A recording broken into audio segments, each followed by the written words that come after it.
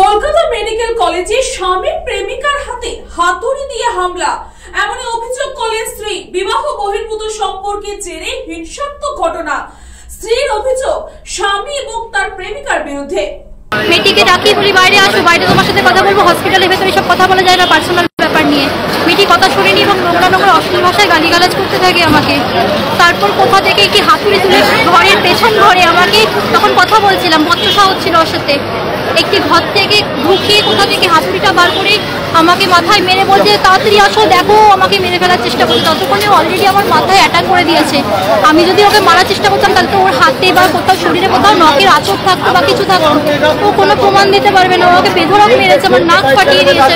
এইসব মহিলারা এতটাই জঘন্য নিকৃষ্ট হতে পারে যারা একটা ফুলের মতো সংসার ভেঙে এইভাবে অন্যের স্বামী, তাদের কি ভালো হবে? আমি এটাই জানতে চাই। সেও তো একটা মা, সেও তো তার ঘরেও তো একটা বাচ্চা আছে, তার বাচ্চার সাথেও তো এটা হতে পারে আগামী দিনে। আমার সাথে যে অন্যায়টা করছে সেই অন্যায়টা তো 10 থেকে 15 বছর মধ্যে তার মেয়ের সাথেও ঘটতে পারে।